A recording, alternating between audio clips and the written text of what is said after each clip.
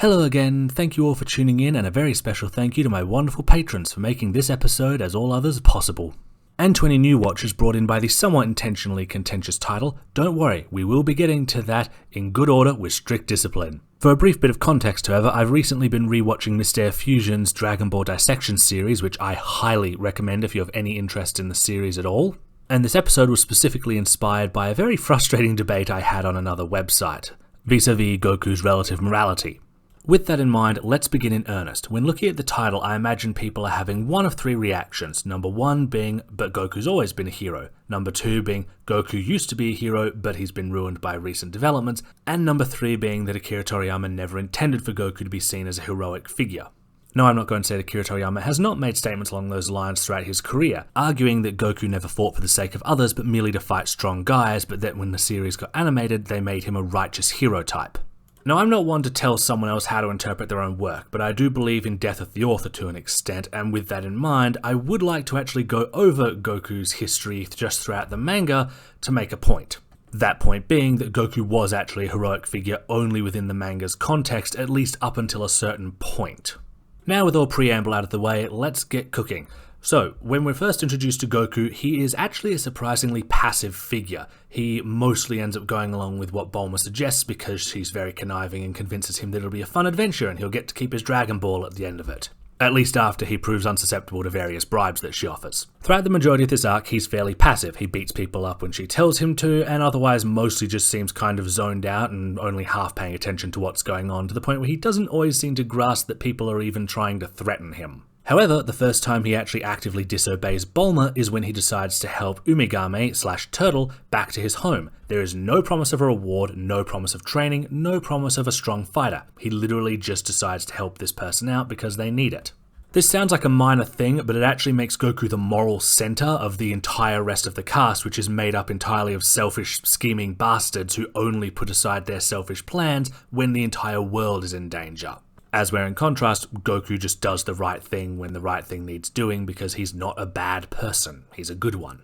The second arc involves training for and then participating in the Tenkaichi Budokai, which does not involve much in the way of morality. However, Master Roshi does provide a very long lecture explaining how martial arts are meant for self-improvement and to protect people, as opposed to impressing them or just enjoying oneself in selfish ways. Admittedly, Goku does seem kind of confused by the speech, but it's actually rather reflective of how he carries himself throughout the majority of the rest of the series.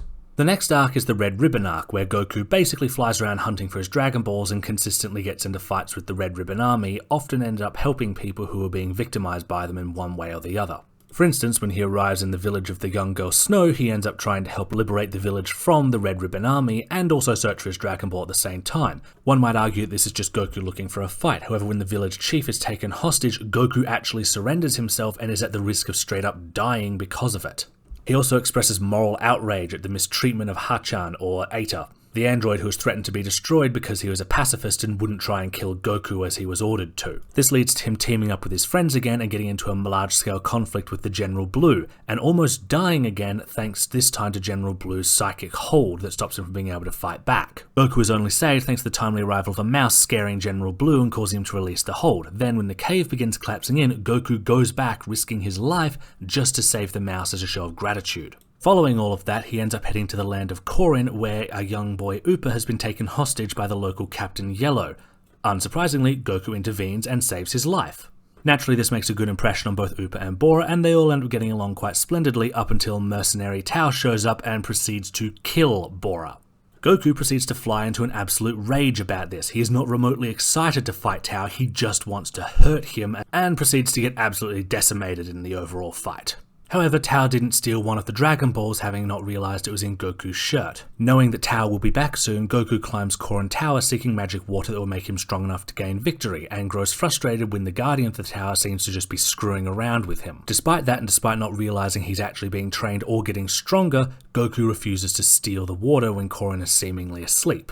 Korin even complimenting his morality in comparison to Master Roshi's. When Tao returns, Goku proceeds to beat the ever-loving crap out of him, but does seem willing to show him mercy when he begs for it, only for Tao to then throw a grenade at him, Goku to kick it back at him, and to seemingly kill him in the ensuing explosion. After having done that, Goku resolves to collect the rest of the Dragon Balls, despite already having his grandfather's keepsake back, so that he can wish back Bora, which is obviously an entirely selfless act. There's some more fighting, a sort of mini tournament arc at Baba's, and some other stuff happens, and Goku goes on another training trip. We meet him at the 22nd Budokai, where it turns out Ten Shinhan and Chazu are introduced as antagonists, and Ten Shinhan proceeds to break Yamcha's leg after a rather spectacular fight on both their parts. Angered and incensed by this senseless wound to his friend, Goku resolves to fight Ten Shinhan and avenge Yamcha. And while he has a somewhat upbeat attitude about the whole proceedings, he still regards Ten Shinhan with contempt up until Ten Shinhan actually defies his master and forsakes his dishonorable methodology. Shortly after the tournament is resolved, Krillin is killed by the demon Tambourine, which sends Goku into an absolutely blinding fury. He leaves everyone else behind, tearing off to hunt down and kill the person responsible, only to get absolutely decimated. When the next minion arrives, Goku is clearly taking the situation more seriously than Yajirobe, though albeit not super seriously. However, when Tambourine returns, he gets 100% serious and just utterly murks him. He then gets crushed by King Piccolo, has to get healed by Korin, and gain another power-up before going out to face King Piccolo. Something that he is seemingly doing largely because King Piccolo killed a bunch of his friends, not because he's particularly excited about fighting him. After defeating King Piccolo, he's invited to God's Sanctuary, or the Lookout, with the intent of asking Kami to bring back Shenlong so he can wish his friends back. Again, nothing about this is indicating his interest in getting into a fight. Though he does seem somewhat amused and excited by the prospect that Popo is so strong, his main goal is still getting his friends back. And Kami is ultimately so impressed by him that he does choose to bring Shenlong back, because if there are good people out there like Goku, then maybe the Dragon Ball should exist. He then spends the next 3 years training at the Lookout for the express purpose of defeating Piccolo when he returns.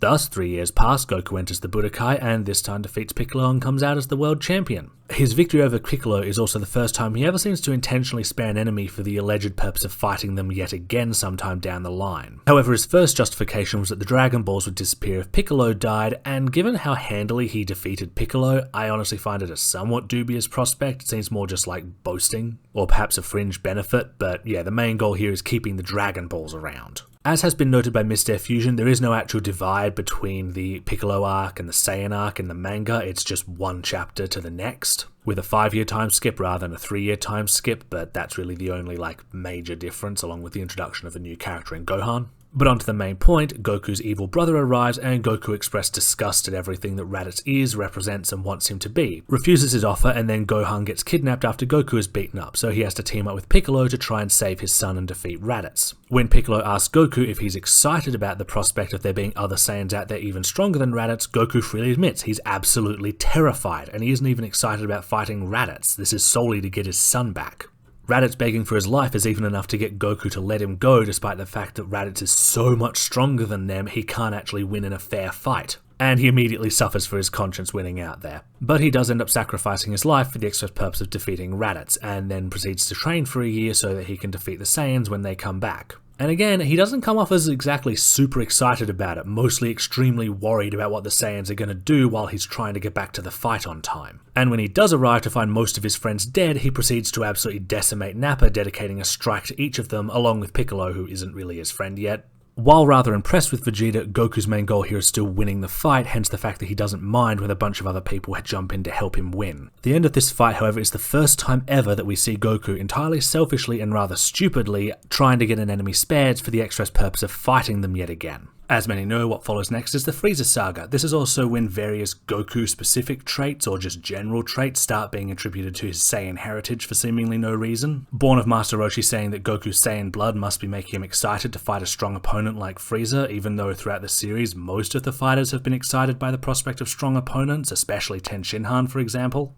What's more, upon arriving on Namek and healing his friends plus Vegeta, Goku defeats 2 members of the Ginyu Force but intentionally spares them. The language could indicate this is being done out of a certain level of contempt, viewing them as beneath him, but given he's angry at Vegeta for killing them afterwards, I think that it's just straight up him being, a good person again. His fight with Frieza exists in a sort of weird place where it sort of bounces between him taking it seriously and not taking it seriously as he should, right up until he really is taking it seriously, and then after that whole Spirit Bomb thing doesn't work out and Krillin is killed, he's taking it super seriously, and no, the pun was not intended. After this, Goku's opinion on the whole situation literally is like a ping pong ball. He wants to kill Frieza immediately, then the next chapter he wants him to power up to his full form, then he wants to kill Frieza again, then he tries to save Frieza's life, and it doesn't seem to make any coherent sense. And a lot like with Vegeta, I honestly think this is probably just Toriyama hedging his bets and wanting to keep a villain around at least for a little bit longer and then just straining for a justification to do so. It's a year later when Trunks arrives to fight off King Cold and Frieza, though we know from Trunks' own testimony that Goku is completely down with killing both of them when they invade Earth because that's what happened in his timeline. However, this is probably when all the characters, including Goku and barring Bulma, managed to reach peak selfishness and stupidity by intentionally leaving the threat to just,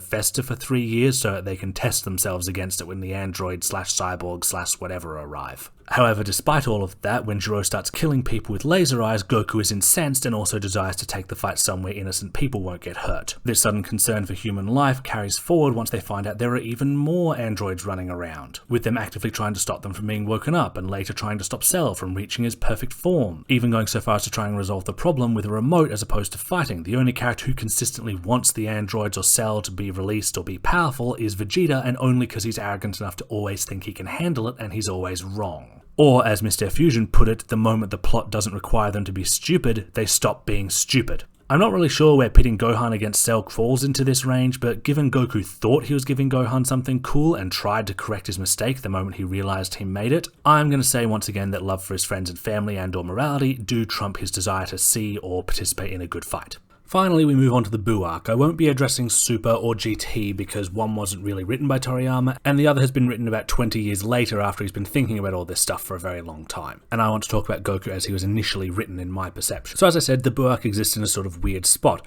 Goku is willing to follow the Kaioshin's lead and even take some rather questionable actions in the hopes of uncovering an ancient evil, but then later they're not taking the fights very seriously. However, at that point they haven't really encountered anything super dangerous to them, so it comes off more as irresponsible than like insanely selfish or destructive. When Vegeta turns evil again, or just sort of becomes more evil, Goku is so incensed that he insists on fighting him right now to stop him from killing more innocent people. But despite that, he spends a lot of the fight basically trying to get Vegeta's head out of his own ass and is willing to team up with him to try and take down Majin Buu rather than fight one-on-one. We do of course find out that he had an instant defeat Vegeta trump card up his sleeve the entire time, which seems to have been written in after the fact and was given a somewhat weak justification for not being used, so again, sort of ping pong, it's a weird situation. But overall, he does end up taking the threat rather seriously for the most part, and even at the end, when he finally has a weapon capable of killing Majin Buu, he's ambivalent about using it, not because he wants to fight Majin Buu again, but because Majin Buu is essentially holding Vegeta's soul hostage. And while he does express a desire to fight Buu again, it's only through reincarnation, so he's no longer evil and not putting anyone else in any danger. He then caps off the series by flying off to go and train Oob, and that is where the initial series run ends. I hope that throughout this video I've managed to convey the idea that while Goku wasn't exactly, a superhero running around fighting crime all the time, he was someone who was, at his core, a good person who did good when good needed doing and did have heroic qualities. And that in most cases when this wasn't the case, it was usually being done both to Goku and a lot of other characters in order to facilitate the plot, or was born of Akira Toriyama introducing these traits seemingly to make a point. However, I'm not even sure if that is the case given just how utterly inconsistent they were even up into the Buu saga. Thus, my ultimate thesis statement is that in the initial series run, Goku was written as a heroic person, character, and figure, and as a result, stuff to the contrary comes off more as a case of retroactive continuity as opposed to a natural evolution of the character. But that's just me. Feel free to leave a comment arguing your own perspective if you want to, and if you'd like to request a video or commission 3D art, please swing by my coffee, or if you want to just help support my work in general and make video suggestions, please come to my Patreon where you'll get early scripts, 3D art, and more.